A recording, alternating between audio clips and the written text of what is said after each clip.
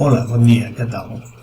Mireu, avui us donarem unes instruccions molt curtes per fer un àlbum de fotos amb el programa PowerPoint. Primer que tot, haurem d'organitzar les nostres fotos que volem posar dintre de l'àlbum dintre d'una carpeta que el farem amb el PowerPoint. Mireu el procediment. Crearem dintre del directori Documentos, per exemple, una carpeta que en direm àlbum de fotografies. Jo ja la tinc feta i tinc preparada. Primer que res farem una carpeta, tal com us he dit, que serà amb el nom àlbum de fotografies. Amb aquest àlbum de fotografies posarem totes les fotografies d'aquells events que nosaltres volem posar en l'àlbum. Pot ser uns dies de vacances, les fotos que hem fet, una boda, per exemple, o qualsevol cosa, un viatge. Anem a mirar com us surt. Tenim aquí preparades unes quantes fotografies d'un viatge a Suïssa. Bé, la següent part que hem de fer és obrir el programa PowerPoint. Per obrir el programa PowerPoint ens anirem a inici, buscarem tots els programes i dintre tots els programes el Microsoft Office. El PowerPoint el tenim aquí i l'obrirem. Se'ns obre el PowerPoint i a continuació només cal que fem el següent. Agafarem i per crear un àlbum de fotografies anem a l'apartat Inserció. Veieu que està aquí dalt al menú. Inserció. Ens surten uns icones diferents dels de l'inici de qualsevol altre de les pestanyes que tenim.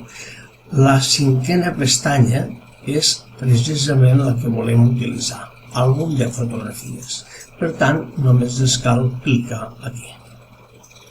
Ens surt una finestra que ens dirà quines fotografies volem posar i com les volem posar. Com que ja les hem preparat i les tenim en una carpeta, només cal que fem insereix una imatge des d'un fitxer, un disc.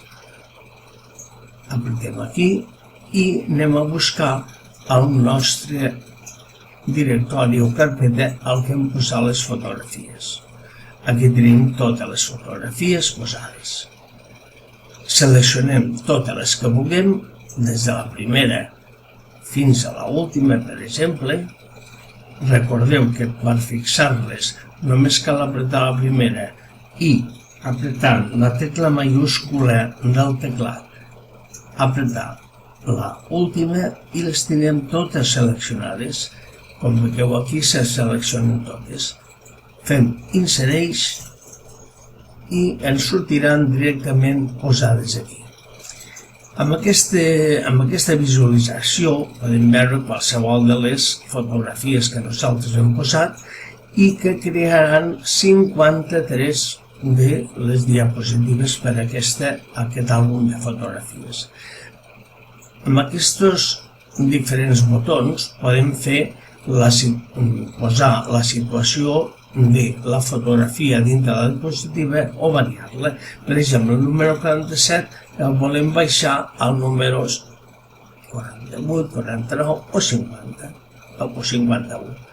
Aquesta és la 51. Si per exemple trobem unes determinades com aquesta, per exemple, que ens ha sortit al revés, és a dir, el cel està al davall i la terra al damunt, fem una volta i la girem. El mateix farem amb una altra que també ens ha sortit malament. Les altres ja estan correctes i posades correctament. Bé, a continuació només ens caldrà anar a l'ajustar la diapositiva. En aquest cas, com podeu veure, la diapositiva ocuparà la foto ocuparà tota la diapositiva.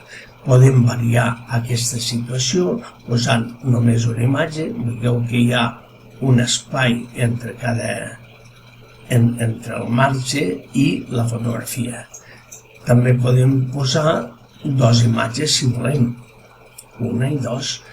Mireu que han sigut més petites i al mateix temps ens deixen més marge. També podem fer que hi hagi fins a 4 imatges. Tenim 4. També podem fer, si volem, posar-les amb un títol. I aleshores se'ns afegirà aquí un títol. Si en fem 2, també amb un títol, o 4 amb un títol. De totes maneres, aquí, per fer la pràctica, farem una imatge, sense títol. A la segona part podem veure la forma del mar. Mirem que aquesta és rectangular, amb les finestres punxegudes.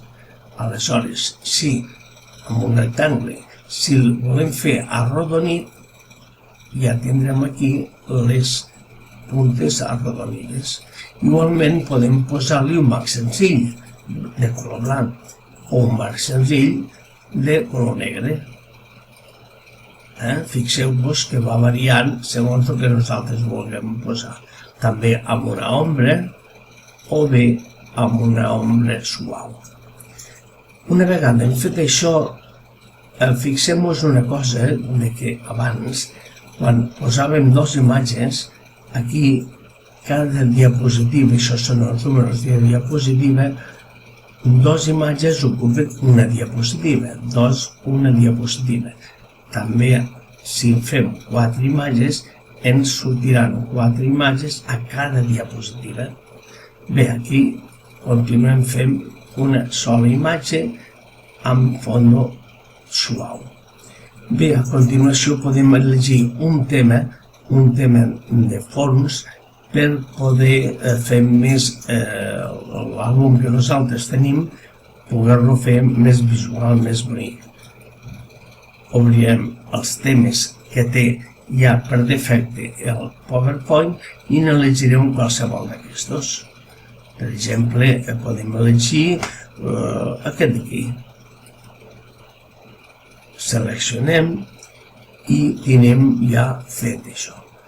A més, recordem que si hem deixat una imatge, un marge aquí, podem fer que cada imatge tingui la llegenda, és a dir, el nom de la fotografia al davant de cada una.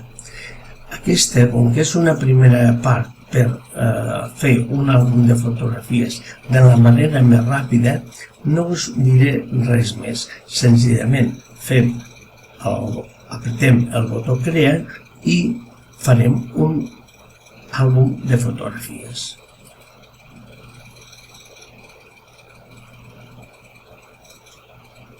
Esperem uns momentets, perquè són 53 fotografies, ja se'ns crea l'àlbum tot seguit. Fins i tot ens crea una pàgina inicial, una portada, una tapa, amb el nom àlbum de fotografies i per l'autor. Evidentment, si volem, podem variar, perquè això són quadres de text i es podem variar el que hi volem posar. Si, per exemple, en aquest cas podem posar àlbum de fotografies de les vacances a Suïssa.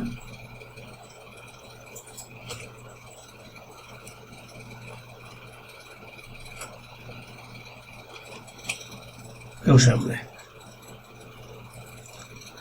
Cada una de les fotos ocupa una sola. Una de les diapositives està ocupada per una foto, té, a part d'això, el nom de la foto, el dia que es va tirar, perquè això porta el mateix nom del fitxer, i així ho tenim tot. Fixeu-vos que cada una és una fotografia. Les podem veure també, per veure-les totes, en format de classificador de diapositives, i tenim tot l'àlbum que nosaltres hem creat d'aquesta manera. Fixem-nos que podem anar més cap baix i veure les 53 que hem posat. Bé, això és tot per avui. La pròxima vegada d'aquest mateix àlbum que hem fet farem unes altres creacions. Per exemple, en primer lloc, recordeu que podem fer d'una diapositiva a una altra una transició. Una transició vol dir que una diapositiva pot entrar per la dreta, l'altra pot sortir per l'esquerra, o pot entrar amb espiral o qualsevol cosa.